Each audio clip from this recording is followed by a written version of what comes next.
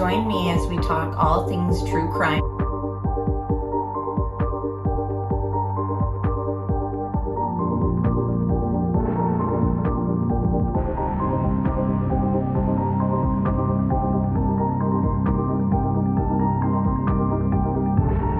Made contact and shattered.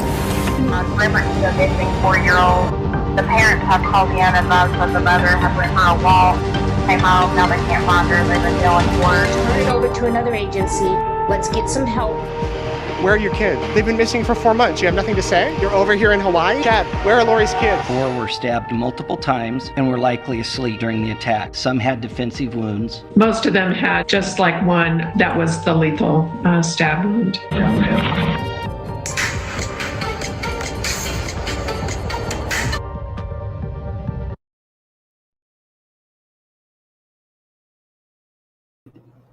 Good morning, everybody, and thank you to the new members who have joined. Thank you so much for your support for the channel. It's greatly appreciated. I hope you guys are having a good morning so far. So we're still covering the AlexMurdaugh trial. We still want to know who pulled the trigger and shot Paul and Maggie. We still want to know, is it one shooter? Is it two shooters? Is it one shooter to make it look like two shooters? Is there somebody helping Alec? Lots of questions still, and I feel like the prosecution still needs to tie it all together. How's everybody else feeling about the trials thus far? Basically today, I think we're just going to hone in a lot on the statements from the housekeeper. She's known them for a while. Her name is Blanca Simpson. She was, she worked for the law firm with Alec as far as like translating to people who speak Spanish. Alec called her early the next morning and she said his voice was shaky and he said, "They're gone, they're gone." So we're just going to go through, I edited some stuff together and we're just going to go over and look at all that. So Florida Bass Fishing says guilty as hell. And honestly, when I started covering this, I thought that I'd be able to juggle this and I'd be able to still edit together some Idaho 4 stuff for you guys.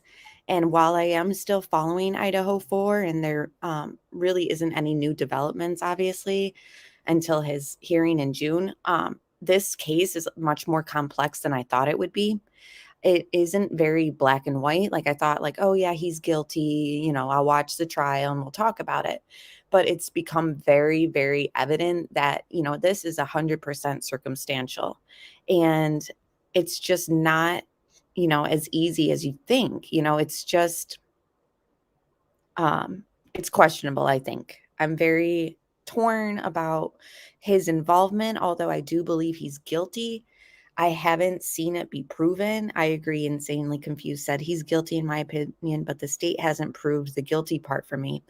There's a lot of things, and I've wrote down a list of things that really make me think he's guilty, and we'll get to that. But ultimately, as far as physical evidence, DNA, concrete things, like I just feel like it's not solid. It's very shaky. But, I do think that he has some part in all this.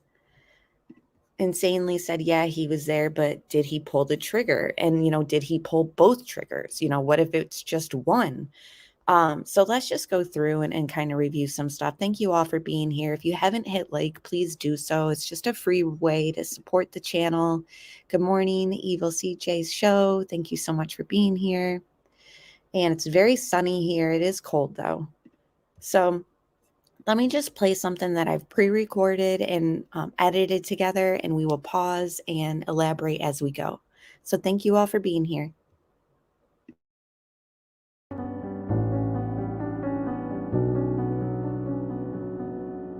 June 8th, 2021, the morning after Maggie and her son Paul were shot dead in their rural South Carolina hunting lodge, the family housekeeper arrived at an empty house on the property when something didn't feel quite right. It was just a weird feeling, Blanca said, as she told the jurors on Friday. When I unlocked the front door to get in, it felt cold. Blanca had worked for the Murdochs for more than a decade, taking only a few years off to recover from a stroke. In that time, she'd become very close to Maggie and her family.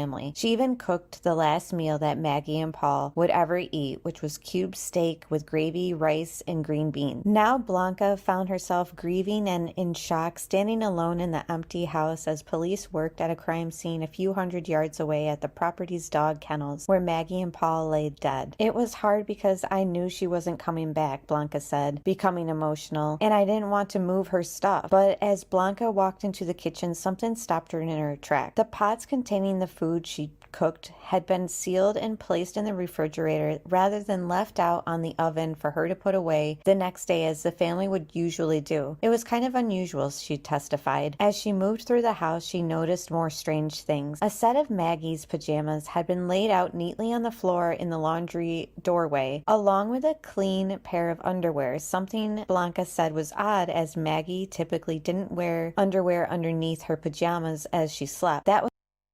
So I just want to pause it there and kind of elaborate a little bit more about the clothing that was laid out, her pajamas and undergarments that were laid out that just looked odd to the housekeeper. Now, remember, she, has been with this family for a very long time. She knows what the house usually is like. She knows what she should expect to walk into. At first, when I heard her testifying about the clothing and the underwear being there, it didn't really sink in until, just listening to it again and re-editing, etc. And I think I've realized that, in my opinion, it seems as though Alec was staging it to seem like she, planned on being there all night. They had plans for the evening. She laid out her pajamas. She had her underwear there. She was about to have dinner and probably settle down for the night. He's painting that picture. He's showing traces of Maggie and how, she planned to be settled in there that night.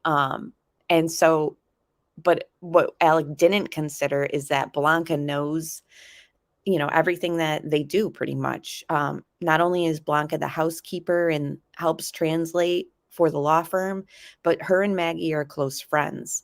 And she just did not think it was normal or the usual to have Maggie's pajamas laid out and then the underwear there. Like, it just doesn't go with the normal routine. So for Blanca, that was a red flag in a way. Unfortunately, we don't have any crime scene photos of the house as Blanca arrived because what do you know? Alec calls her, first thing in the morning and is pretty much saying like, blah, blah, blah. And we'll play Blanca's testimony of that morning too, but pretty much he makes her feel like, please go over there, people might stop by and I just don't want Maggie to be embarrassed with how her house looks right now. So Blanca felt obliged and of course to help any way that she could, but those photos and the scene that Blanca arrived on were never captured by law enforcement, which is a huge misstep. Yes, the kennels were the crime scene, but everybody knows that the house there probably should have been roped off, should have been, don't let anybody in and out, at least for 48 hours. And I agree. Ashley Oaks says she was huge for the prosecution, in my opinion. Good morning, Karen, and everyone else who has joined us. Thank you all for being here. Hello, moderators and members. Everyone, thanks so much for being here. So, yeah, it was just unfortunate that we don't have the pictures that Blanca is describing of the scene, but ultimately, in my opinion, the pajama thing makes it almost seem like somebody wanted to make it look like, Maggie was going to be there all night and her plan was to stay there and, something happened and interrupted her evening. But I feel like the staging went a little too far because her friend and the housekeeper is wondering why there's underwear laid out with her pajamas because that's just not the norm. So I feel like Alec in his staging tripped up a little bit on a small detail. And I think that detail is going to work in the prosecution's favor just because it's just not, according to Blanca, it's just not what it normally was. Was very unusual. She wouldn't leave her clothes out like that, not in the middle of the door like that, Blanca said. It just didn't look right to me. Finally, she went into Alex and Maggie's bedroom and bathroom and noticed a puddle of water next to the shower, along with a towel and a pair of khaki pants. In the closet, she saw a damp towel laying on the floor, along with a white t-shirt that appeared to have fallen off a pile placed up high. So just to break this scene down, she goes in and near Alex's clothing and closet or whatever, there's a pile of undershirts or white shirts. And for some reason, there's one that is knocked to the ground. And people speculated, oh, well, in his rush to change in between the murders and driving to his mother's house, he knocked it over and left it. That obviously could be the truth. But obviously, it's circumstantial evidence that the defense is going to explain away, or the jurors will have to think in their mind, like, is that something or is it nothing? And, it's the puddle of water near the shower, his khaki pants there. She allegedly, the housekeeper, Blanca, wiped down the shower and cleaned it because, that's her job. Like, she was told to clean. Law enforcement officials were there as far as, they were close enough to say, like, hey, what are you doing here? Like, no, you're not cleaning. Like, good attempt, but no, you got to go. But that didn't happen. So do we know if they swabbed that shower for blood or anything like that down the drain? I do not believe they did. Nothing has been spoken about that. And the khaki pants, that she saw laying there, those have been washed. The blue shirt that he's wearing in the Snapchat photo or video from Paul, she never saw it again.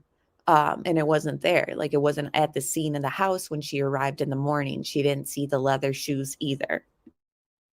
Housekeeper's discoveries might have been prime evidence to be collected by detectives if they had properly searched the Murdoch house the day, or at least insisted no one enter the property as they investigated the murders. Instead, Blanca got to work cleaning, washing the pants and towels she had found. This was, she told the jurors, exactly what Alex Murdaugh had asked her to do that morning: clean the house. After first being informed by him that Maggie and Paul had been killed, she'd driven to see Alec at his mother's home to comfort him and his surviving son Buster. That's where he asked her to go to the hunting lodge to straighten up in case they had concerned visitors drop by to offer condolences or plates of food. He even told her to enter the house via a different entrance than the one near the kennels, which were now buzzing with law enforcement officials. I just want the house to look the way that Maggie would like it to look, Alec told her.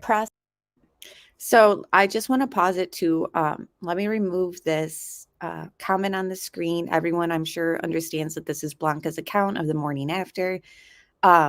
This is, I'm assuming, a sled agent. Either way, this imagery on the screen is the search warrant for the house. Well, I mean, the body cam from when they searched the house, I should say. Obviously, this is after Blanca went in and cleaned. Pretty much, I've noticed, though, that these agents, law enforcement officials, when they are in the house, I do not see them wearing the booties that cover the shoes. Nobody was killed in the house. However, I do think that it would be appropriate for them to kind of make sure that, if they walk to the kennels and they stepped in the victim's blood or microscopic whatever from the victim, and then they walk through the house and they trail it through the house. Now, if they go through the house and process it for DNA or blood, etc., they don't know if those DNA, blood, and all that has been transferred there from law enforcement, or was it from Alec walking from the kennels after the murders to quickly go inside and change? You know what I mean? Like, so now it's like they don't have a leg to stand on if it came down to, what they had found throughout the house. So unfortunately, it's just a misstep, in my opinion. It's very frustrating. Robin says, I'm frustrated at the investigation or lack of. The whole ring thing seemed weird. Yes. So Blanca finds Maggie's wedding ring under the car seat a week later. Now, does that mean SLED didn't do a good job to search in that vehicle? Or does it mean in my opinion, it could also mean, I'm not saying this is my theory, but could Alec or somebody have taken it off her finger and thought, I'm going to hold on to this or pawn it, or, and then like hit it underneath there. I don't know. I don't know, guys. I'm still confused about the ring thing. And good morning, Caroline, and everyone else who has joined us. It's very strange. Prosecutors used Blanca's time on the witness stand to zero in on a series of unusual things that she had observed. The odd placement of the kitchenware and pajamas, a damp towel and puddle suggesting someone had showered, as well as some of Maggie's last words to her friend and housekeeper. In a phone call on June 7th, Maggie had said that she and Paul were heading to the hunting lodge that day because Alec had specifically asked them to be there. She kind of sounded like she didn't want to come, Blanca said, describing how Maggie preferred to be at the family beach house, which was being renovated ahead of planned 4th of July celebrations. This mattered to Maggie even more than Alec's father being in the hospital, Blanca suggested. She sounded like she was a little disappointed, but Blanca's testimony was also seized upon by the defense team as evidence of what they contend was a shockingly sloppy treatment of the crime scene. She testified that one or two of the agents had entered the house while she was there, but no one had even asked her to leave or told her to preserve potential evidence. I didn't ask any questions, they didn't ask me, she said. Alec had been wearing khaki pants and a seafoam green polo shirt earlier on the evening of June 7th, as evidenced by a Snapchat video that Paul had filmed. Yet when Alec was first interviewed by police in the hours after the killings, he was... So I just want to pause it here a little bit. On the thumbnail, I had put his shirt is still creased.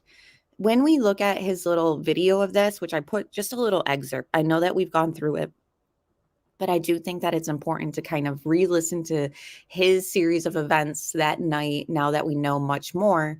Either way, I do feel that the creasing, the fold creases, the iron creases, whatever, are seen through the middle of his shirt in the front and then obviously on the sleeves. So to me, I do agree that it does appear that he recently changed. And thank you, Tom N, for the super chat. Good morning, Amber. I hope everyone is having a great Monday. So far, so good. I'm happy to start my day with you guys. So thank you so much. Alec will never leave jail, but will there be justice for Maggie and Paul? Right. I'm concerned.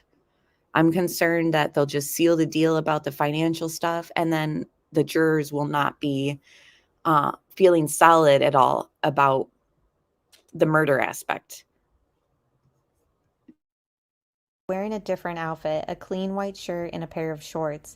And while she washed a pair of khakis the next day, Blanca said she'd never seen that foam shirt or his shoes from that night again. Then in August 2021, Alec approached Blanca for what she described as an unusual conversation about his shirt. Pacing back and forth, Alec asked her to sit down. I got a bad feeling. Something's not right. She said he told her, alluding to a video that had emerged. He then asked if she remembered that he was wearing a shirt from Vinny Vines or Vineyard Vines on June 7th. Blanca said she stayed silent as Alec told her that that was what he was wearing because she specifically recalled fixing his collar the day and remembered the seafoam polo shirt. It didn't feel like he was inquiring, Blanca said. It felt more like he was trying to convince me of the shirt that he was wearing.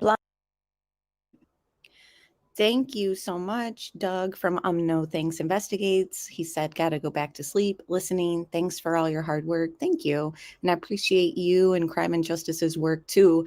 Crime and Justice has done a lot of work on this Alec case, and it's helped me kind of organize my own thoughts. So thank you so much. And if anyone hasn't checked out Doug's channel, he goes off of West Coast time, which might be better for some people because I know I get up super early. Either way, you should check him out. East Coast, West Coast, whatever times you're at, it's definitely worth the view. And thank you, everyone else for being here. I really appreciate you guys. Let me just pause 1 second and reference my notes while I have it paused. So just to rehash what we just heard. So she cleans the bathroom. She never saw the outfit that he was wearing in the Snapchat video again. He was wearing, she washed the khaki pants, but she's never seen that blue shirt or the leather shoes And this is where we have to ask ourselves, and the jury will have to determine too, is the absence of evidence also pointing towards guilt?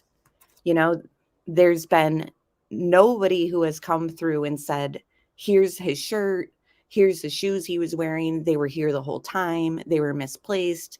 There's no one that has come out and said where that stuff is. So, it's just another example of a misstep by law enforcement. Blanca also offered the first potential evidence that Alec and Maggie's marriage was not as loving and perfect as his defense attorneys have suggested. About a week after the murders, Blanca was cleaning Maggie's car when she discovered her wedding ring under the sink. Maggie was also stressed and believed Alec was keeping things from her, Blanca testified. A few months before the killings, Maggie had told Blanca that she was anxious about the lawsuit that had been filed against Alec by the family of the young girl who died in the boat crash that Paul had allegedly caused. Maggie feared the dead girl's family could get as much as $30 million in funds she didn't believe the family had. And here's my question too, and I don't know everything about this type of stuff, especially in South Carolina. I don't know their divorce proceedings or anything like that. But let's say she was concerned, like Blanca is saying, about their finances, about that wrongful death lawsuit, and them going after $30 million that she didn't think that they had. Can you guys help me with this? Because I'm just trying to figure out where this divorce rumors have come in, because they have yet to bring it up through court, right? Like there's nobody that has come up thus far and been like, yes, there was talk of divorce, but it was done behind Alec's back. Maggie was concerned, blah, blah, blah. I haven't seen anything of that yet. Correct me if I'm wrong though, guys. The other question I have is this. Let's say those rumors of divorce were true. So could Maggie have been concerned about, even her own assets that she would end up inheriting or that she had? So did she think, like, if I divorce Alec, then I get to keep my assets and stuff, and they'll just go after Alec's portion or Alex's stuff? Like, would there be a way that, like, maybe she was thinking of divorce just so that she could kind of hold on to her assets? Like, is that possible? I'm just thinking out loud, guys. I just have not seen anything about their marriage being on the rocks besides the rumors of the divorce, right? We haven't heard one bad thing about their marriage. I've been waiting for it. Me too. I think everybody has. Karen said wife gets half of everything, 401k, property, everything. And that's what I was thinking. So Karen, do you think that Maggie could have been thinking, like, I need to kind of protect myself here?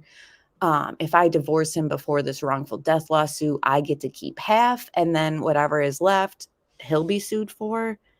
So does that, yeah, Mike Jetson sees what I'm saying. Another way to save the money. Like, that's what I'm wondering. Like, is that, I don't know. She told Blanca she would rather sell everything and have her and Alex start over. That's true. She did kind of paint that picture too, that Maggie had said she was prepared to start fresh. So that's where I'm like all confused. And while I have it paused, and before we go, yeah, I think Maggie was very worried. And, if your whole life savings and anything you're set to inherit or assets and all that, like, was there something where she was like, I need to start preparing? Or I don't know, guys. I'm just confused, because then what if Alec found out about some sort of plot like that, and then that's motive for him to kill her? He's like, you're really going to leave me and have them take everything from me? You know what I mean? Like, was it revenge? I don't know. But since we're on the topic of divorced, yeah, worried for her boys too, right? Because if she divorced and got half and then kept her assets saved from that wrongful death lawsuit from being pulled, then her boys would be set to inherit at least her stuff that wasn't messed with. Yeah, she thought he wasn't telling her everything about the lawsuit. Yeah, exactly. So she obviously was kind of scheming to find something out, or inquiring at least. She also said that, though, before all this financial crimes came out. Right. Because think about it. The day of the murders was when he was confronted about the trust stuff with his best friend, right? So give me a second while we're on the divorce topic. I do want to kind of pull up an old news segment. Let me switch screens.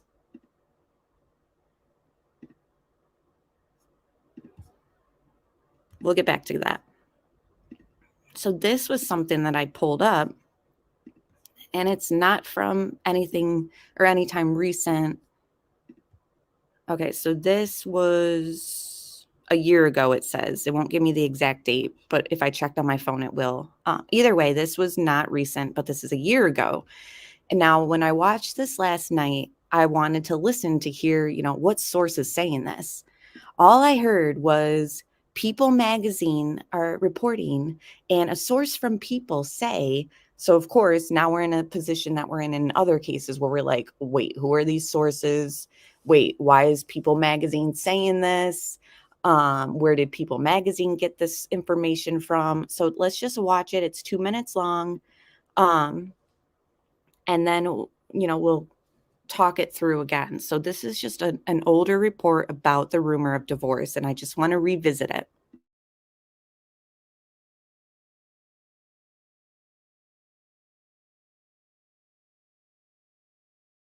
On that murder mystery, the investigation revealing that prominent South Carolina lawyer's wife, Maggie Murdaugh, saw a divorce lawyer just weeks before she and her son were killed. Ariel Rushef joins us with more on this stunning new twist. Good morning to you, Ariel. Good morning to you, Amy. For the first time, the Murdaugh's closest confidants are speaking out and shedding new light on reported discord within the family.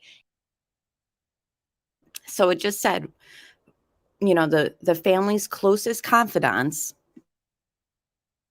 including a possible divorce. According to People magazine, just 6 weeks before Maggie Murdaugh and her son Paul were murdered at their family's hunting lodge in South Carolina this past June, Maggie met with a divorce attorney in Charleston to explore her options about ending her marriage to AlexMurdaugh. So if this divorce lawyer is true and she met with him, so where is this divorce lawyer? Why hasn't he come forward? Right. I know the People report about the vegan pizza and in the Idaho case, it's shaky. I wonder if it's the same reporter. So where is this coming from, right?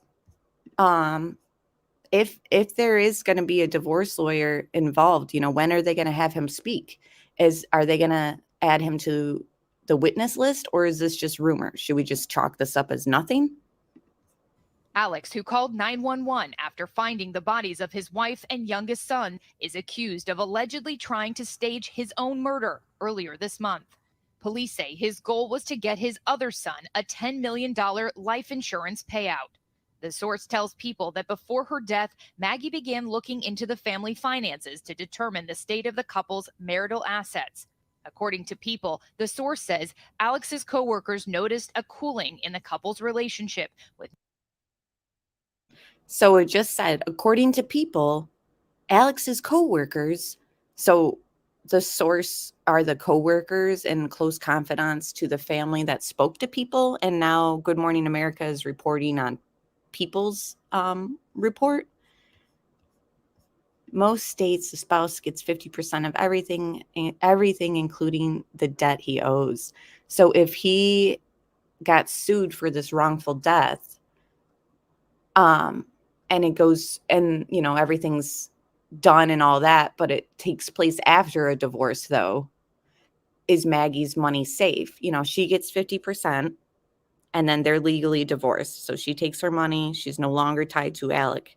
This wrongful death lawsuit goes through, and whatever Alec is left with after the divorce, then that's what the family will be suing and getting. I'm just wondering if that's accurate. And thank you so much for the super chat, Tom. I really appreciate you. Maggie no longer coming by the office to have lunch with her husband. It's unclear whether a possible divorce had anything to do with her death. Authorities have not identified a motive or a suspect in the killings of Maggie and Paul.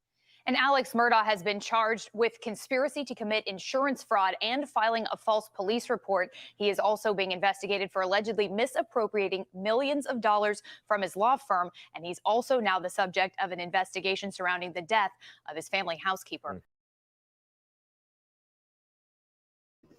All right. So now that we've revisited that for a second, let's get back to everything that we know is happening in court, which, like I said, they have yet to bring up some sort of divorce, anything.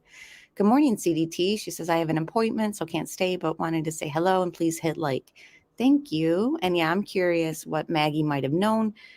Is there maybe a scheme that Alec was kind of coming up with? Like, we won't really divorce, but we'll divorce on paper and save some of your assets and blah, blah, blah. And Maggie was like, no, what do you mean divorce? You know what I mean? Like, was there some sort of plot or scheme that Alec had already come up with and she just wasn't down with it? I don't know, guys. I'm just thinking out loud. I'm trying to make sense of the divorce rumors or whatever motive there could have been, or revenge or whatever. I just don't know. And good morning, Ruckus Rocks podcast. Thanks for stopping in.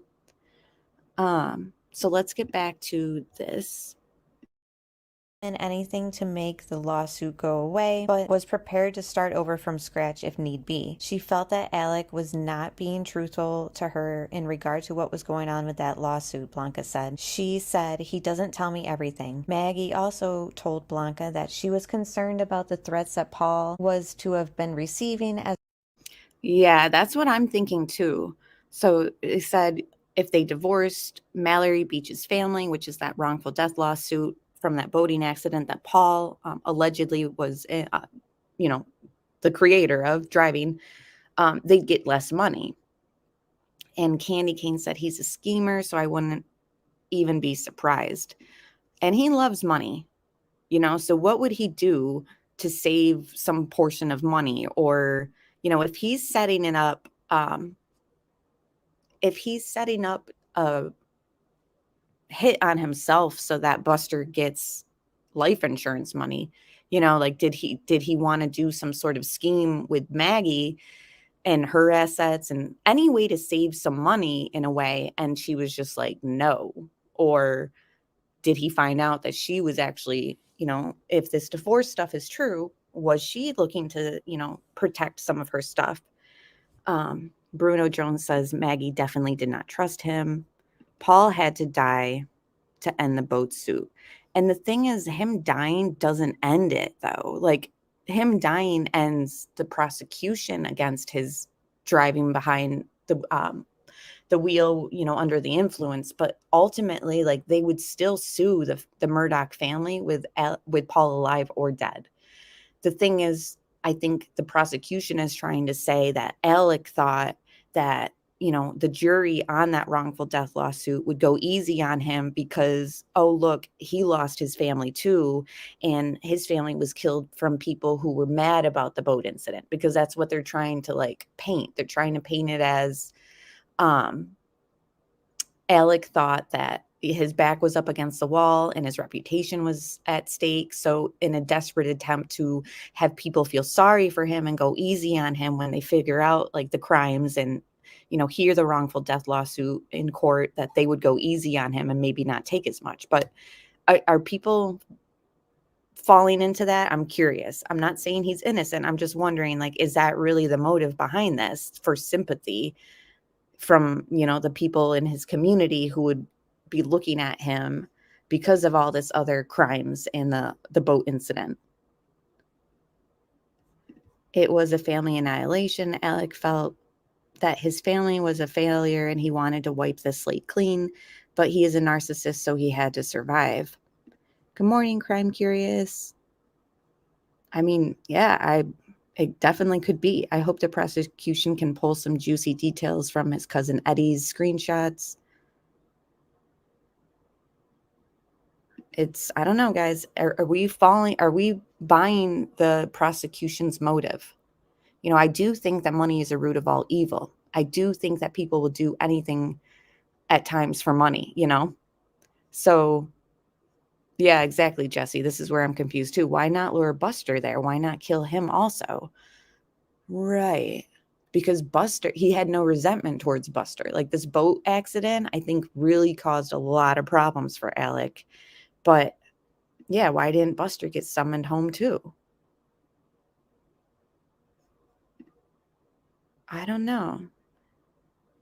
It all comes back to money. Maggie would sign the papers Maggie would not sign the papers for the beach house. There's a gambling problem too, slight drug problem, nothing like $7 million worth. Yeah, where is this money? You know, that's why I think that there's I'm sorry, but I can't help but think that there's somebody else involved. You know, where is some money? You know, was somebody paid off with that money? Why the 2 guns? It's just, and another thing that makes me think there's somebody else on the scene too is, you know, the timeline. You know, if they're to be said to have been killed around 8:50, 9 o'clock, you know, Alec is at his parents' house, like around, you know, he's driving there at like 9:12, 9, you know, at that time.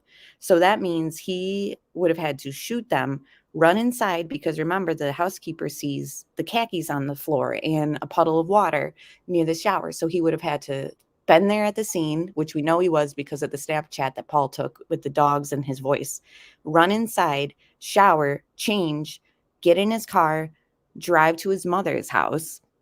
And remember, he's only at his mother's house for around 20 minutes, even though he wanted that housekeeper to say that it was longer. She testified in court like, no, sorry, Alec, but it was only 20 minutes that you were here, and it was very random. He never stops by at night. We found all that out. So he goes to his mother's house, and then he drives all the way back, which Vinny from Court TV did the drive. He said it's around 15 to 18 minutes. So, you know, there's really not a lot of time for him to be running with Maggie's phone. Remember, Maggie's phone is like moving after death, and the camera turns on and it goes to landscape mode and et cetera, face recognition. So that's why I'm like thinking like, okay, so then was Alec running inside and then driving to his parents' house while somebody else is at the scene running with Maggie's phone? You know, like, to me, it's just as like, I just am very confused with all the time limitations for all that to take place. I just am feeling like there's got to be somebody else there. He very well could have paid somebody off to definitely do the job, since that said he couldn't do it, Uncle Eddie. I know, it's just, it's not, to me, he looks like somebody who would pay somebody to do his dirty work, but at the same time, he loves money. So how much is he going to let go? Like, would it be worth it to him? You know what I mean? The risk, and then pay someone. I don't know. And people are not believing that he was an addict for 20 years. I don't know, guys. Can you hide a drug addict for 20 years? I don't know. All I know is, if that's true, if the aspect of it is true that, oh, thank you, Candy Cane. I didn't know that. Cousin Eddie did fail his lie detector test 3 times. And even though those aren't admissible into court, it is a good tool. But what I'm thinking too is, let's say the drug addiction is true. You know, people will do anything not to go to prison, you know? And not only that, but drug addicts will do anything not to give up their drug, you know? So if Alec felt like his financial crimes were about to be discovered, because once they go through the lawsuit, the wrongful death lawsuit, they discover his financial crimes, and they already were, you know, and on top of it, let's pretend that he really is an addict. You know, he's not going to want to let that drug go. Not only is he somebody who doesn't want to go to prison, but he's an addict who doesn't want to let a drug go. So would that push him to the brink of, no, I'm not doing it this way. I'm going to come up with something else. I'm desperate. I don't know, guys. I'm just wondering. Because I think that the drug addiction, if it's true, could definitely add to his desperation and like not wanting to go to prison. And remember, people are saying, or the prosecution wants us to think, he wanted the community and jurors to have sympathy for him because he lost his own kids too. So I don't know.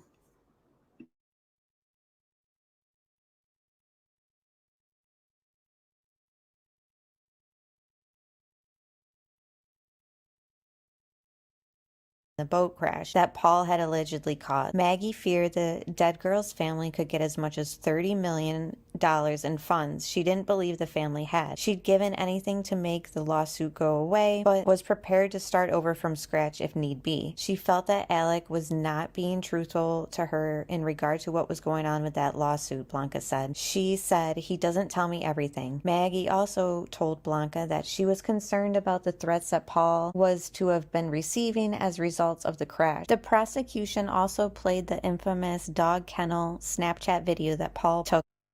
Hey, he's got a bird in his mouth! Bubba. Hey, Bubba. That's a guinea. This is a chicken. Come here, Bubba. Come here, Cash. Come here, Bubba. Cash. Quit.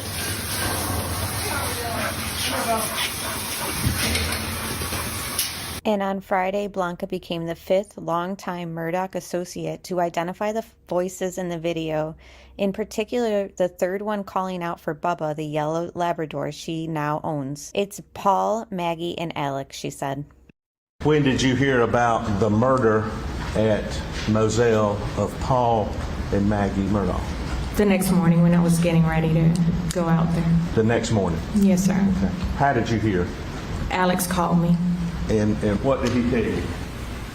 He didn't call. He called you the next morning. He called me early the next morning. And what did he say to you?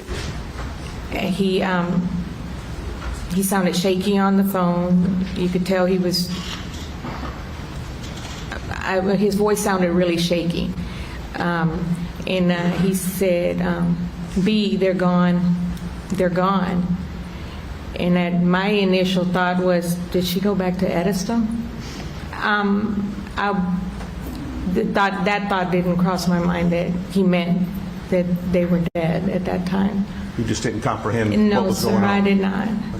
So he told me again, he said, "No, B, they're dead." And at that point, I don't remember because I believe I dropped the phone. My husband got the phone. I don't remember after that. You literally dropped the phone? Yes. And did your husband get on the phone? I don't remember. I don't remember. All I remember is when he said that they were dead. I dropped the phone. And I believe I said, "I'll be right over." So that is her testimony on what took place when she found out. Just referencing my notes right now, the blue tarp was never tested. The blue rain jacket had GSR residue on it, gunshot residue. Now, Blanca also says that the vehicles, the go-karts, the golf cart, and the hangar area, like where the kennels and all that were, Paul would keep guns there randomly. She'd find them laying around. And all this gun talk is, important because the defense is saying, okay, well, if he laid guns everywhere and anywhere, then could somebody else have come up on the property and taken it, But at the same time, we've got other professionals saying, Alec could easily put the 300 over his, with a strap, like if it had a strap on it, he could have that on, and then he's holding the rifle. It's very easy for him to maneuver 2 guns at the same time if, he's got the strap on around his shoulder with the gun attached to it.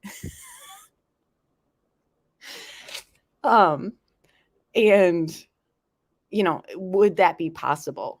So there's 2 things here. The defense is saying, well, here we got the housekeeper saying that Paul's guns were anywhere and everywhere. Anyone could have rolled up on that property and been like, oh, this place is not secure. Let me grab this.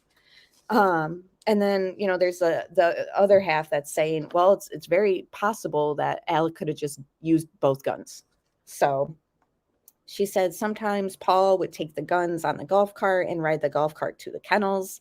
So already her statement has kind of placed guns being in the kennels at times. But we don't know where those guns are.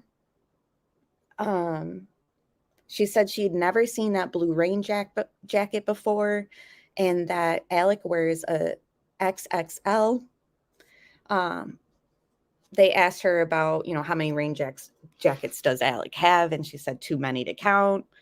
So she said that shirt, the one in the Snapchat, was not the one that he left in the morning with. Now I've heard 2 reports. Now these are my notes from her testimony, but then I got media reporting that she said that she fixed the collar on the blue shirt in the Snapchat video. But according to my notes, she's saying that he was wearing a different shirt that she fixed the collar on, and it wasn't that blue shirt, and she never saw that blue shirt again, but that Alec would sometimes change if he had to go to dinner or something like that. And then they asked her where he would change, and she's like, I don't know. But I don't know. You guys help me out there, because I swear, like, she was saying that he was wearing a different collared shirt and she fixed it, but it wasn't the Snapchat collared shirt. But then I don't know, guys. I'm confused there. Either way, the blue shirt is missing. And the shoes. Let me read more of this. Okay, so that's the other thing, as she stated, Alec had also purchased new clothes. So after Alec told her about the deaths and, days to come, he came back to the property, she said, and she had noticed in his clothing, in his bag or whatever, that he had bought new clothes, and they had tags on them, and a new pair of shorts, polo type. So he's buying new clothes directly after the crimes. So, and remember, she wants him to think and say that he was wearing a different shirt than what he actually was wearing. And she's saying it was a strange conversation. He's pretty much trying to persuade me to say that I had seen him in something that I just don't remember seeing him in.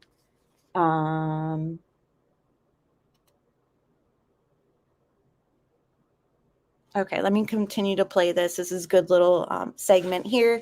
The woman speaking with them is a trial attorney. And then the other woman, I know you guys recognize, her name is Tracy Walters. She's a former FBI agent and a CIA agent.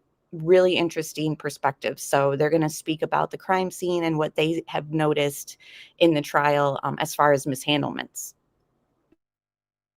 That is really the place where they can point the most reasonable doubt in this case. Just from listening to Harpootlian at the beginning, sort of poke holes in terms of the initial investigators, right, and their collection or really lack thereof of footprints, of fingerprints, lack of securing the crime scene, the fact that things were done, a few hours later, a few days later. I think that's also what he's doing here when he was asking this housekeeper about whether or not Sled had asked her for these things or asked her to not clean, quite frankly, before she actually went ahead and did so. And her saying that they never did really sort of makes a jury question the veracity and question the competence, quite frankly, of Sled. And so that you already have a circumstantial case, right? And then now on top of that, you have the defense poking holes in the collection of really what evidence there was even in the first place. The defense is really trying to point to someone else, committing this crime, or kind of like that this is some public mob who wants to see him pay for this crime. But the interesting thing is that the family early on in this investigation was actually afforded a level of freedom that I've never seen before. It is absolutely astonishing to me that this housekeeper was allowed inside that main house and to clean the main house after a crime like this had occurred. We would usually lock down crime scenes, particularly ones of this nature that are a bit more complex, anywhere from 48 hours to 72 hours.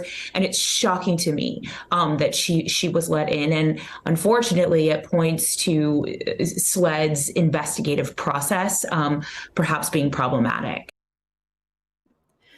And I just want to pause it for a minute because, we never really got to discuss it because it happened after.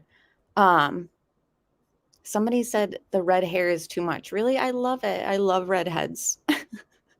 I even told my brother, I was like, I hope you get with a redheaded girl. They're just so rare and to me, just beautiful. I don't know. I've just always kind of liked redheads. But, the bomb threat that took place. So what are your guys' thoughts there? Because to me, it almost makes it seem like, okay, there is somebody else. And not in a sense that the defense might want you to think. I don't think as far as, oh, look, that threat took place because somebody is still after Alec. I took it as somebody's working with Alec to kind of create a distraction or create some sort of scenario or manipulate a scenario that looks like they're after him still, when really it's the accomplice who perhaps has aided him this entire time. You know what I mean? Like, I just feel like that whole bomb threat thing, like, to me, it makes it seem like they're still scheming and somebody's on the outside, like, helping him still because they've been there by his side the whole time. Like, they're the accomplice pretty much. That's how I took it. Alicia seems to take it that way too. Jessie Lynn said that was crazy. I think the threat was a setup. I don't want to say it because I don't know if YouTube gets mad that we say that, so I'm just going to call it the threat.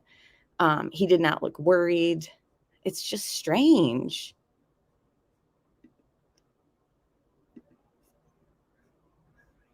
I don't know. To me, it didn't point to looking like people were after him. To me, it points to somebody is still working to have his back. I don't know.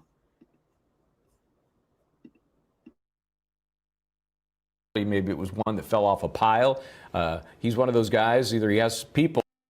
Now here he's talking to Tracy about the shirt that had fallen off the pile at the house that Blanca, the housekeeper, had walked in at. And no, you're fine, Jessie Lynn. I'm just not going to say it. So he's going to ask Tracy what she thought about the clothing that allegedly, when she walked in, Blanca seen this folded white shirt that had fallen from the top of the pile and it was down on the floor and it looked unusual to her. And people are saying, well, look, then he changed. And in the rush of changing and all that, in the haste, he dropped that pile. Now here, I think in this video is what I wanted to share with you guys, that it does look so creased along, it just looks like it was folded and he just put it on. Now, when we get into a little imagery of the birthday song being sang to him, he's wearing a white shirt, very similar, if not identical to the one that he's wearing here the night of. And in the birthday song, you can see that his shirt looks like he'd been wearing it all day. Like, it looks normal, quote unquote. There's no creases in it. It just looks like a shirt that, what I want to know is, what did he nap in? These are the questions I have. What was Alec wearing when he napped? Did he change after he napped? You know what I mean? Because these creases are just not of somebody who napped, woke up and was like, oh, I'm going to head to my mom's house randomly. You know what I mean? So I want to know what he napped in, when he did state that he changed. The other thing I want to know, which I thought was a good question that they brought up in a live chat last night, where was Bubba when the cops arrived? Was he back in the kennel? Because that video, the Snapchat video, is taken minutes before what we think is Paul's last, breath, pretty much. His phone locks forever at 8:49, never unlocks, never has any activity from Paul's end of it. So if that video is taken around 8:44 and you hear Alec in the video corralling Bubba, where exactly was Bubba when they arrived? All that kind of is important to me as well. And thanks everyone for being here and everyone who has joined. I really appreciate you all.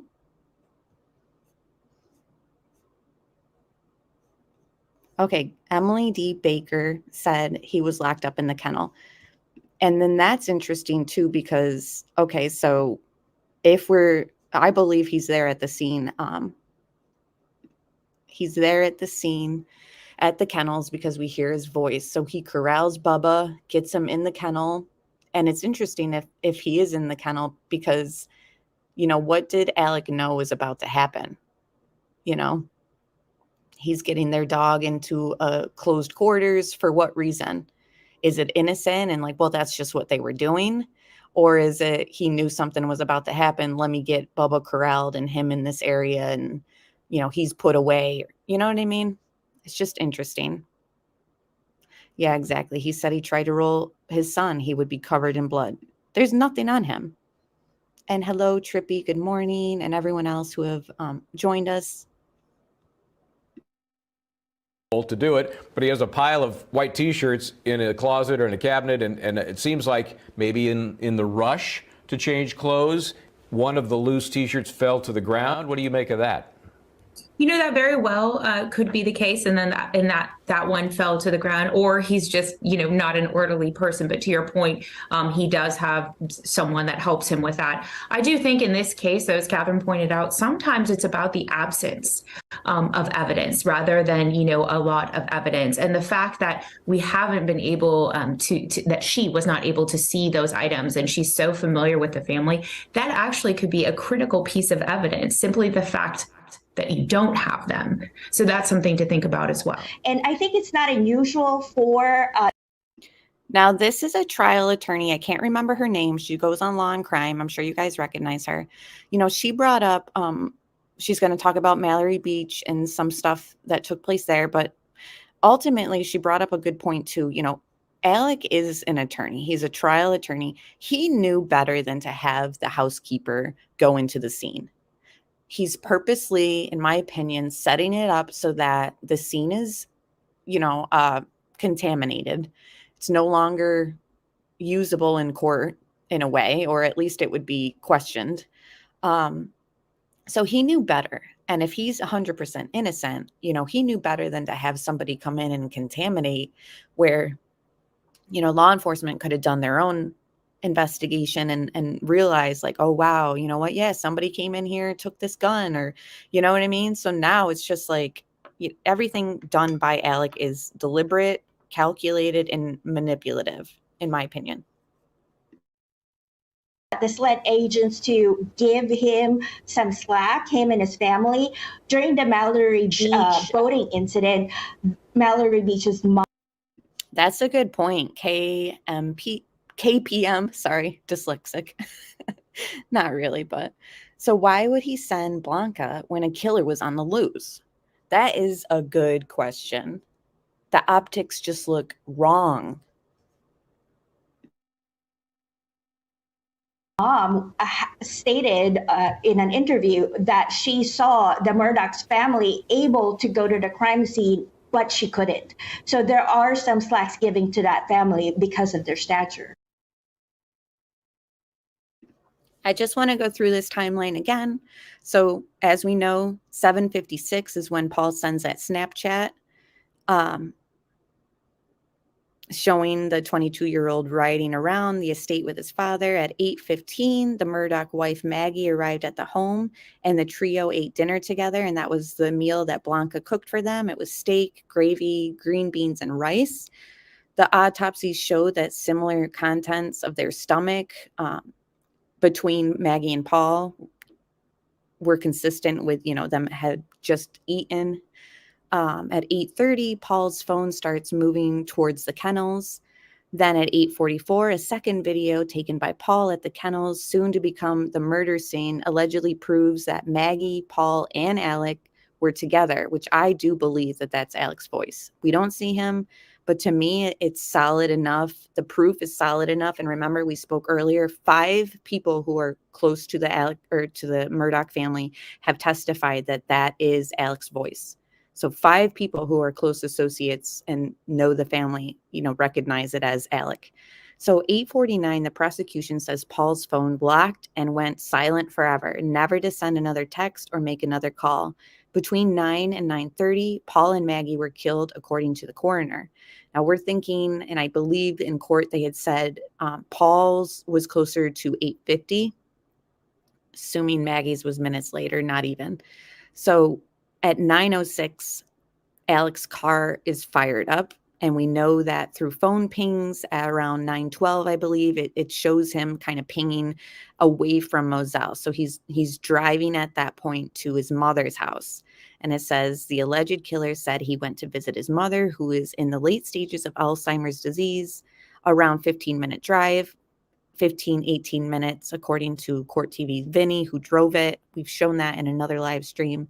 So at 10:07, Alec called 911, claiming he arrived home to find his wife and son shot dead. Now, it's just very strange. You know, he wakes up from his nap First off, he didn't hear any gunshots that took place, because if he's firing his car up at 9:06, those shots have already taken place. But apparently Alec didn't hear them. So he leaves. Like, why? It's just way too like convenient. You leave right at the time the coroner is saying they were killed. You know, it goes back to, you know, the lack of evidence, like the shirt, no shoes still from that night. And then on top of just the strange timing of everything, you know, it very much is a circumstantial case, but I just feel like, yeah, this case, Marshall Dove said this case is a slam dunk in my opinion, but OJ is free, enough said. And, you know, I would have to say, whether you think Scott Peterson is innocent or guilty, there is way more circumstantial evidence pointing towards Alec's guilt than Scott's, in my opinion. And I've studied both of them pretty closely. But either way, this is the timeline.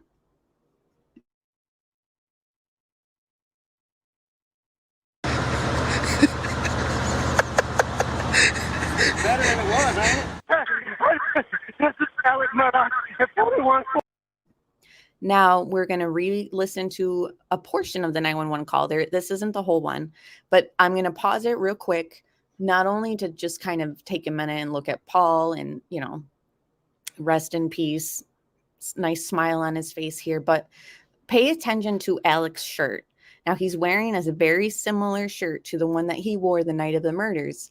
And here, this one looks more accurate to an appearance of somebody who's worn it all day. You know, I don't see any creases on it. It just looks more natural. Now, compare it to the shirt that he was wearing in the police interview with the creases on the sleeves, etc. Something's just not adding up. 47 Moselle Road.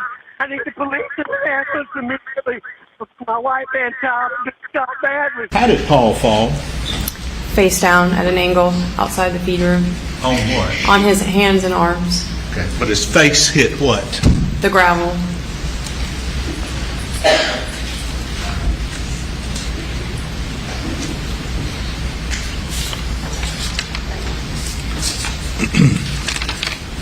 Mr. Griffin asked you about how many times the defendant, Richard Alexander Murdaugh, had mentioned to turn his son Paul's body on page 2 of the transcript, or towards the front. Actually, I think I tried to turn Paul over first. You remember him saying that? Yes. You know, I tried to turn him over, and I don't know, I figured it out. Yes. And his cell phone popped out. Correct. And I tried to do something, thinking maybe, but then I put it back down. Correct. Were his words, I think I tried to turn him over. Yes. And later on, I tried to turn him, and then I tried to check him. Correct. I tried to turn him. Correct. He asked you about the sheet on the body. Did you see the front or the top of Paul's head? I did. Okay. And he asked you about the sheet over that body. I want to ask you about the sheet. When you saw Richard Alexander Murdaugh, did he have a sheet over him? He did not.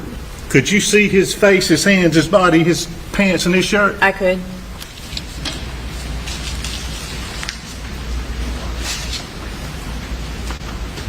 Did he look like somebody who just changed his clothes? Yes. Objection, Your Honor. Basis for the objection. No basis for that opinion. Response, Mr. Meadows.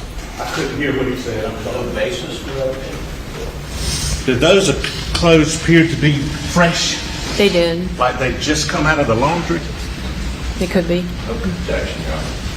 Objection's overruled. So I want to know what you guys are thinking ultimately. Do you think that those clothing were just put on him?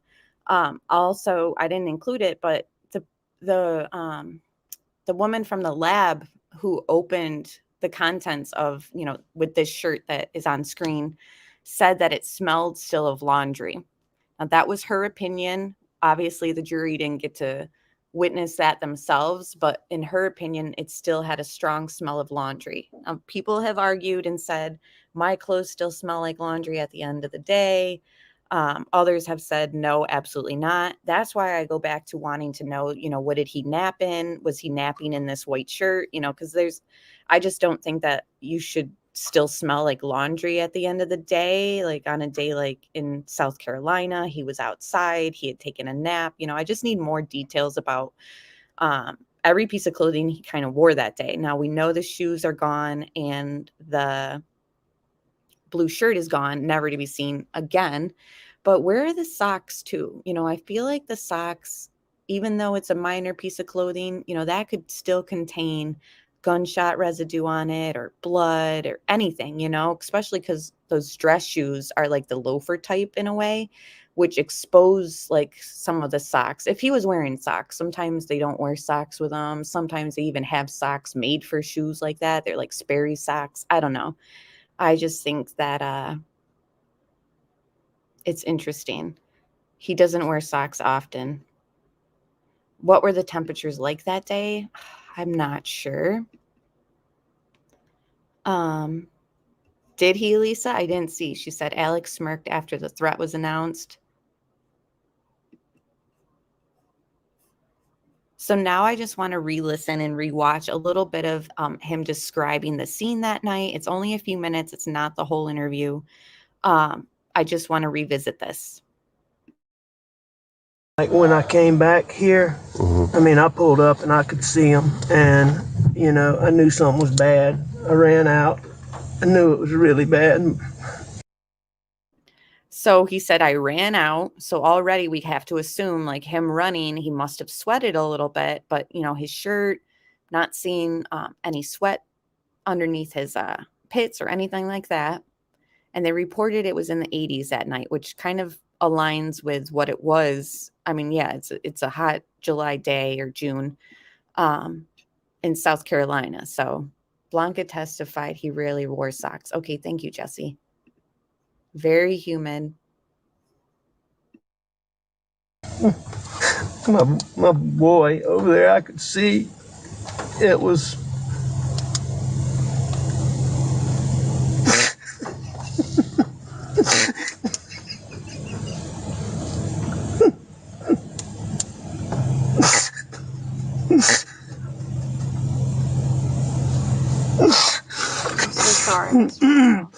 And I could see his brain on. You realize there's no snot coming out of his nose, even though he just kind of like wiped his nose there. Like anyone else, if they wiped that nose in that manner, they would have pulled out, like, sorry to get graphic, but there would have been snot or something on his hands or streaming from his nose. There's just nothing. It's completely dry. I don't see a single tear on his face.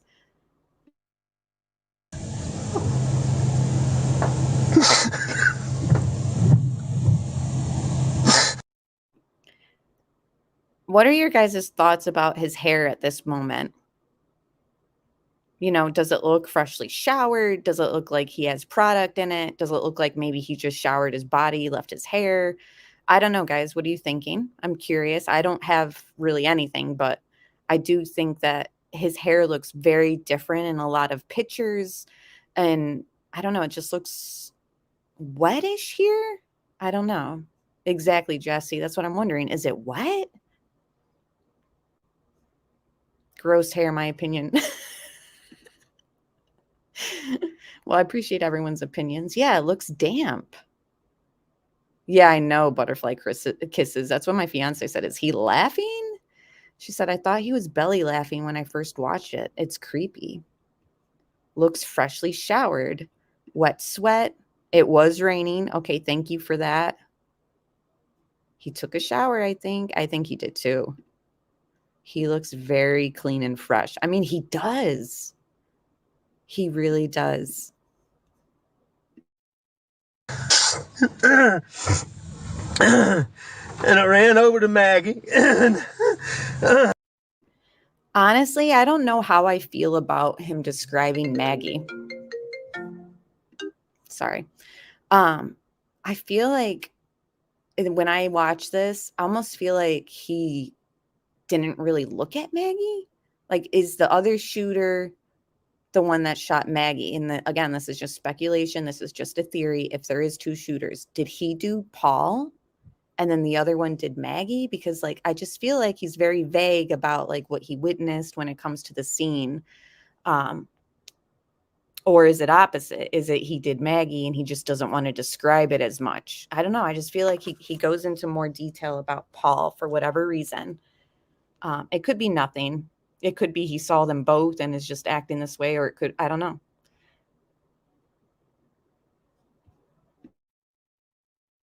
Actually, I think I tried to turn Paul over first. You know, I tried to turn him over, and I don't know, I figured it out. His cell phone popped out of his pocket. I started to try to do something with it, thinking maybe, but then I put it back down really quickly. And now we've seen and talked about the cell phone thing over and over, guys. Now I've seen it reported two ways. I've seen it reported that Paul's cell phone was laying on his back pocket. Then I've also seen it as Alec put it back in his back pocket. Now what I want to add is my fiance, as I'm editing this, thought that this part was sort of strange. You know, you just roll up on your son and your wife in this manner, and you want to make sure you let the officer know that you touched his phone. You know, for what reason? Like in my mind and in my fiance's mind, we kind of said like, you know, that would be the most minor detail that I would be remembering from that point and in that time. But for some reason, Alec wants to make it clear on the record that yes, he touched his son's phone and then he put it back. But what is the reasoning that he wants it on record and for everyone to know that he touched the phone? Now, exactly, Jesse Lynn, that makes no sense what he says about Paul's phone. Now, what was he thinking? I thought for a minute and then I said no, or whatever he just said, you know, he changes his mind about what?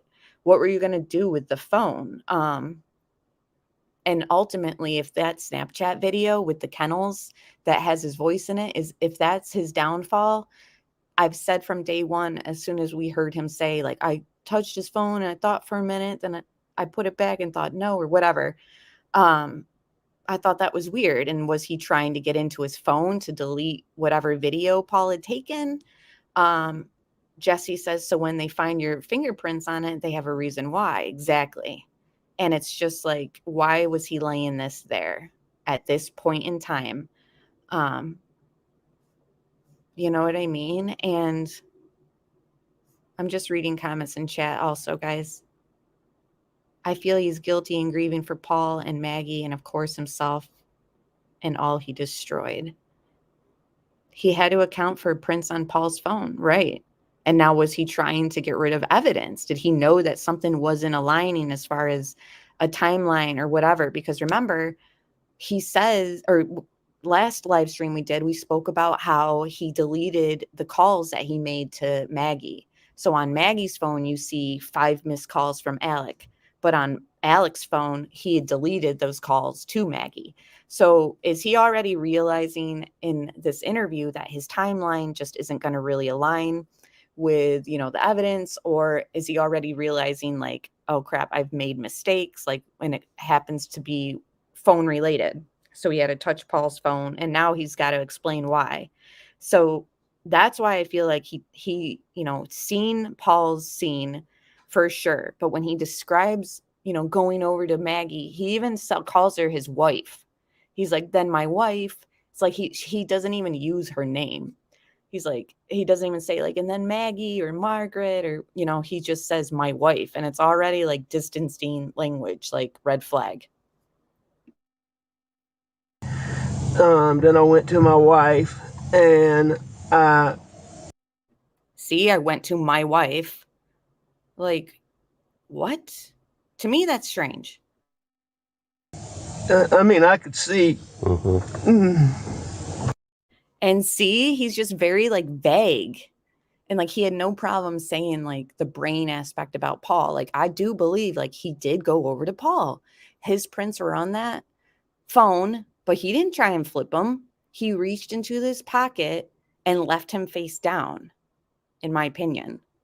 for what reason he wanted to get on the phone. You know, was it Snapchat related? Was it whatever?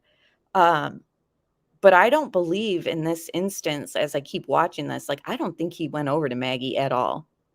Now, was he the shooter and shot her from that distance? And so he didn't need to go over to her. But remember, we also have a rumor of a footprint found on Maggie's pant leg that couldn't be pulled. It wasn't an adequate enough print. Somebody went over to Maggie and checked to see if she was still alive, I think, because they obviously took her phone and was running with it because it was found near the road. Now, was that Alec or is there another shooter? I'm sorry, but I just can't help but think that there's somebody else. And is that person the one that did that threat into the courthouse last week to kind of make it, you know, they still got Alex back and, you know, we're going to make it seem like there's people after you? Like, I just don't know, guys.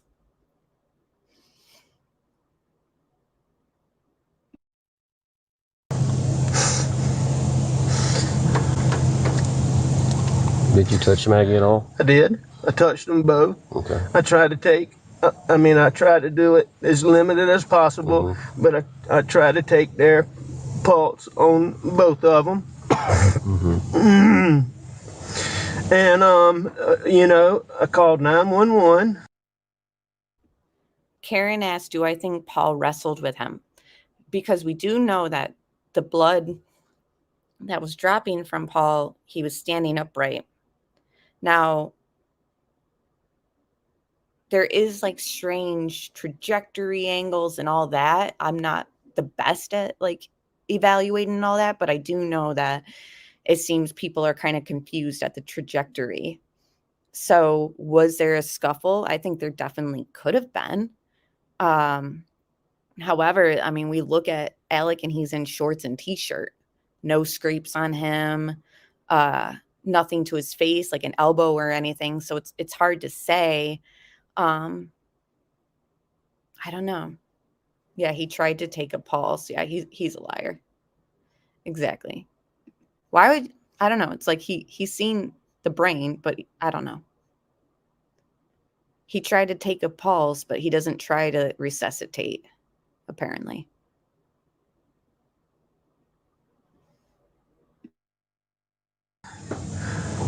Pretty much right away.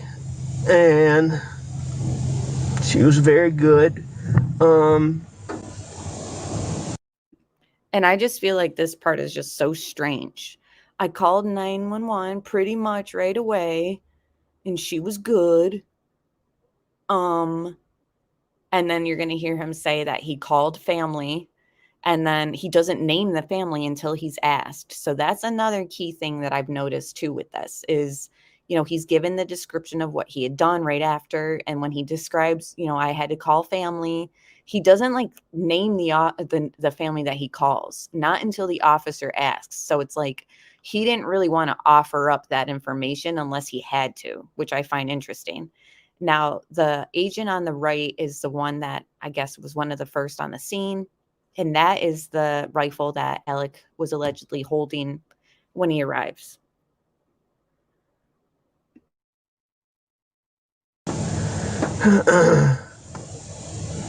I talked to her. I told her I was going to get off the phone to call some family members. I did that.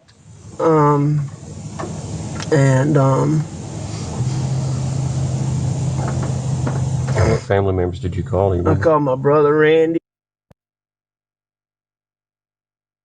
So yeah, he called his brother Randy, but remember that he doesn't offer that up until he's absolutely asked to. In fact, there was like an awkward silence there because he's just waiting for like another question rather than explaining exactly what he did and all that. I don't know. It wasn't very fluid there at the end.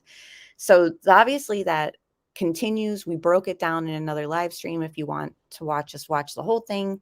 I just want to switch screens up real quick and play this little segment with Brian Enton.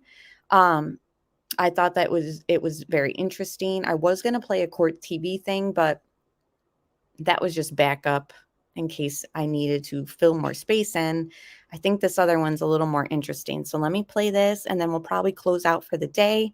I know court has just pretty much started in they're always late, so I don't know if it's exactly on time, but this segment is only a couple minutes long. We'll watch it, and then that'll be it for the day. I'll obviously keep watching this trial, taking notes and all that so that we can discuss it. I'm still obviously following other cases. If you're in my Facebook group, you'll see that we're sharing other cases and discussing other cases in there. It's called Open Discussion on Disturbing True Crime Cases. It's a private group if you want to join our discussions over there. Idaho 4 is obviously on my radar, still editing something behind the scenes for you guys too. So let me just play this. This was put out, I think, on Friday, 2 days ago. Just interesting. Another big week in the Alec Murdaugh trial. Buster Murdoch, Alec's surviving son, seen possibly flipping the bird to a key witness against his dad. I mean, this just gets crazier and crazier. And Murdoch's sister was also caught trying to pass a note to Alec, a huge no-no in a courtroom, not supposed to do it. So that's the thing that I wanted to just clarify. I don't know why it's being misreported this way, but there is a screenshot of Buster kind of flipping off or, biting his nail, but in a flipping off type of manner with his middle finger. People have said that got him kicked to the back of the courtroom, like as far as the judge wants him away from the defense table. That wasn't what moved the family. It was the fact that Buster and the sister were caught trying to sneak a note to Alex's defense team in a book, I believe. So it wasn't because he was allegedly flipping off the witness. It was because they were trying to, they were contraband. They're trying to hand the defense team something to give to Alec, which obviously is a no-no. So that's why they moved them further back. It had nothing to do with the screenshot of going around of Buster with his middle finger up. So I just wanted to clarify that. And I think it's important to kind of recognize that the family is obviously doing things that are just not etiquette in the courtroom. Like you can't do that. Family has been warned by the judge that they will be thrown out of the courthouse if this keeps up. Okay, let's talk about it. Let's bring in the criminal lawyers, trial attorney Sarah Azari, lawyer Eric Bland, and high-profile trial attorney Mark Garagos. So thank you all for being here. I watch you guys all the time on Cuomo, so I'm excited to talk to you. Eric, I'll start with you. I've actually talked with Eric outside the courthouse because I've been in South Carolina covering the trial. I mean, what do you make of this? Buster, allegedly putting the middle finger up? I mean, it just seems like it gets crazier and crazier. Yes, thanks for having me on, Brian. What we're seeing is pressure is starting to break some pipes. The past 2 days, 3 days really, have been some pretty powerful testimony from some pretty powerful people. Alex has been really... I can't help but notice, I feel like this lawyer's hair has gotten more gray as this trial has gone on. I don't know, maybe it's just me. But the other thing I wanted to say too is like everyone is like aware of the housekeeper's son here on the screen and how Alex stole all that money. I think that it's important to recognize also, like, yes, that money was stolen from them, but they still got that money. So I want to just keep that on record too. Like, it's not like Alex stole that lawsuit money and the housekeeper family never got it. The insurance company had to pay it out twice. So I just want that out there. And that's horrible for the insurance company because now they know, like, okay, we were completely screwed over by this guy, Alec. really done in by people that are closest to him, whether that's Ronnie Crosby. Today it was Blanca Simpson, his former house worker. Yesterday it was his best friend, Chris Wilson, his paralegal, Annette Griswold. But I think the most powerful testimony actually was by my client, Tony Satterfield, yesterday. You know, Senator Daniel Patrick Moynihan said you're entitled to your own opinions, but not your own facts. And a lot of people popped off last week that Tony wasn't going to be a relevant witness because he supposedly didn't have any communications with Alex that preceded the murder. Well, unfortunately, facts are stubborn things. And there were text messages that were initiated by AlexMurdaugh a month and a half before the murders directly to Tony Satterfield, where he said, "Hey, Bo, give me a call. Want to talk to you about your case." The only problem, Brian, was Alex had stolen all the money, $3.45 million of the $4.3 million 2 years before, and he signed a dismissal of the case in October. Yeah, and I So want to. it became very. Sorry to interrupt you, but I want to get to very relevant test to me. You brought up Tony Satterfield. It was sad too to watch. I mean, just as a reporter, it's one of the sadder parts of the trial that I've seen. I want to play a clip since you brought it up, and we'll talk about it on the other side. Did the defendant ever tell you that he also had a $5 million umbrella policy? No. Did he ever tell you that there had been a recovery against that? No. Did he ever tell you that there had been a recovery for $3.8 million against that? No. Did he ever pay you 1 penny of $3.8 million? No. The lip sleeping mask from Laneige is my #1 night. All right, I want to bring in Sarah now, because you've had an issue with this witness. Again, I've been watching you guys talk about this every night. I mean, it was powerful, though. Again, just as someone watching, I mean, I'm not a lawyer, but, you know, it certainly made me think that Murdoch is not such a good guy. Yeah, look, to be clear, I don't have a problem with this witness at all. I think he is the only victim. He's the most sympathetic witness, and it's the most egregious theft by Murdoch because it shows who he was stealing from and how he was stealing. Really, really bad and really good for the prosecution on the motive pressure side. Okay. The problem is, if you don't know that you're owed money and you're not demanding it, there's no demand, there's no pressure. And to the extent that Eric's saying there was this pre-murder communication, which would go to motive, Satterfield made clear in his testimony that he was not aware that he was owed that money. And that is why this is probably the judge's worst ruling in this case. But how would to we know? admit Maybe this he just didn't testimony? know. Well, I mean, hold on. Let me please speak, Eric. Thank you. So when you're deciding whether evidence comes in from motive versus character, the event has to take place before the murders, not after. At the time that he had communications with AlexMurdaugh, he was not aware that this money was stolen. The settlement money had come in. So that doesn't go to motive. It's pure character evidence, and it was absolute error to admit this evidence. I feel terrible for Tony Satterfield. I feel that it's compelling testimony, but it's still inadmissible. I feel like I want to take you and Eric out May to I a drink speak, Brian? together. Yeah, you can. I feel like we all need to Brian. have a drink, because you guys get at it every night, and then I see it on Twitter too. I'm like, Can I I feel like address we should that? all be friends. Can I address that? Sure, go please? for it.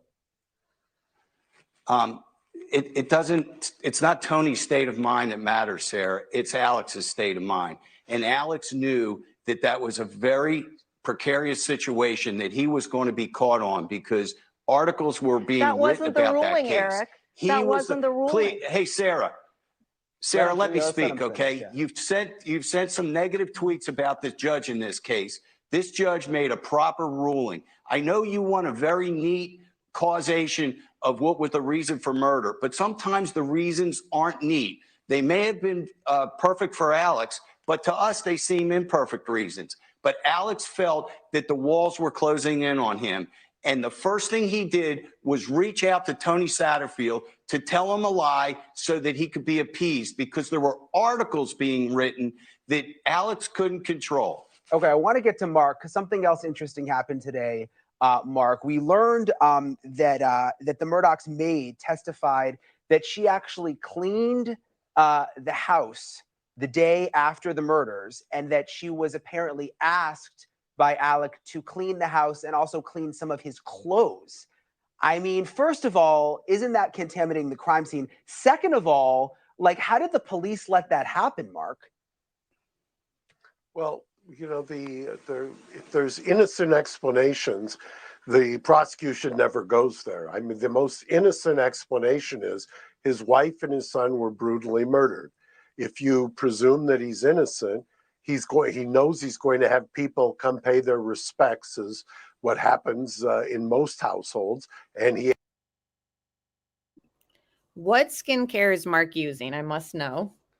And I just wanted to go through some of the notes too after this segment too. So before I close out, I will just kind of reference some notes that I have and some things that I think are concrete, I guess, circumstantial pieces of evidence that I think will point towards his guilt.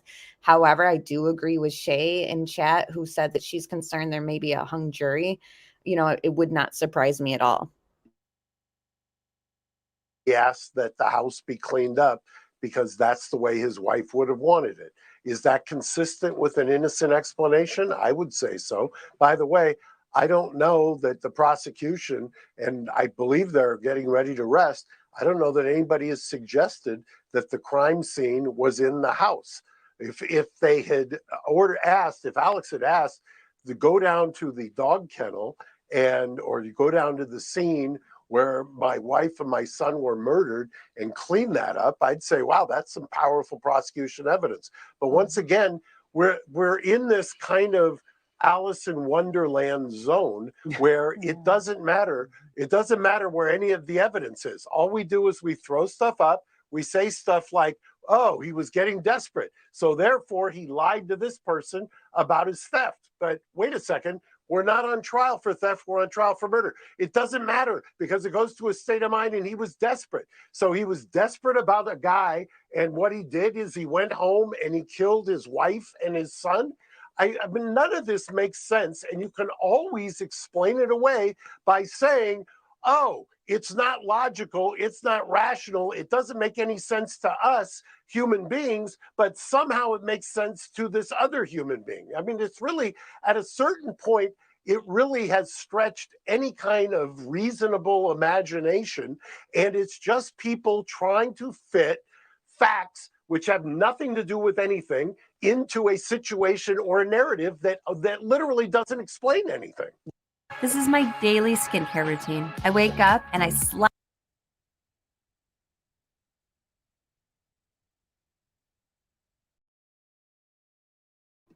So I don't know. I do think that the prosecution needs to tie some things up. So for right now, what I have gathered as far as some good stuff that the prosecution has is, well, for one, we need to note that there's, incredible leeway given to Alec the morning after, and even the night of him being interviewed in that car instead of at the police station. I mean, all that is just him kind of being handled with kid hands, Now the splatter, if that's what you want to call it, on the shirt that they found the second time they did a forensic analysis and process of that shirt, it's unfortunate that it just wasn't like evident and clear the first time they kind of do it. So to me, that and the gunshot residue on the seatbelt are still kind of like shaky in my mind. What are you guys thinking there? Because I mean, they shot guns all the time. So of course his seatbelt would have, gunshot residue on it. I don't know. I feel like that's not as solid as these other points that I've written down. So, the missing clothing and the missing shoes, those are red flags and good and solid. The Snapchat video that has Alex's voice on it is solid in my mind as well. Now, the missing guns is a red flag, as well as the fact that Alec has said on record that one of the guns that killed the family, or it appears same kind, was actually missing for a long time. And actually, I forgot to add that one of Paul's friends testified and said that they had not known anything about a gun that was missing of Paul's. Did anyone catch that? Or did I'm pretty sure I heard that. But so also, which is debatable for people, but I still feel like the bullets that were found around the property, which were older, and it was evidence of them kind of just for fun and recreational use, using their guns on property. Now, remember, they did an analysis of the imprints on those shells and stuff, and it was the same as the ones at the murder. So people think that piece of science isn't really that solid. I added it to kind of like a list of things that I think are kind of solid. If the stuff at the crime scene matches, the stuff that's around the property, to me, that's significant. However, I do understand that somebody could just argue, well, somebody took their guns, which is why they kind of asked the housekeeper, did Paul leave guns lying around, etc. And she confirmed, yeah. I mean, ultimately, that's the truth, according to her. So, you know, him lying about, or him going to his mother's house at that time is a red flag for me also. Obviously, it's not super, super solid, but I think that it's all solid. You know, he obviously lied about being at the kennels because we heard his voice. There was no crying heard before the 911 call, like starts speaking, I should say, the operator. It's recorded beforehand, but there's no crying or anything like that from Alec heard. And the shirt in his police interview with the crease in it, you know, to me, and he looks freshly showered, in my opinion. You know, those are really things that are solid for me in my mind. Just looking at your guys' comments before we close up. Again, thank you all for being here. I know that the court has probably started at this point, so those who stuck around, I really appreciate you. We will be talking very soon about all this. I'll be taking more notes and editing more clips for you guys. Yeah, the missing gun, red flag. Obviously, the way that the crime scene was secured or lack thereof, huge red flag. That works for the defense. Okay, the lawyers are going in right now. Okay. So did an expert confirm Alex's voice on the video?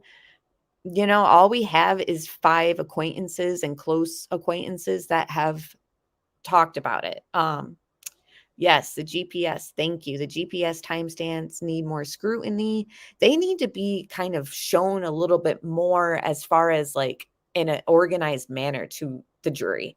Like we need charts or something, you know what I mean? Because they're not allowed to take notes. And this is a very complex case, even for like people like us who follow true crime all the time. Like I thought that I'd be able to juggle this case and other cases for you guys, but I'm just invested in this one. It's just a lot to understand.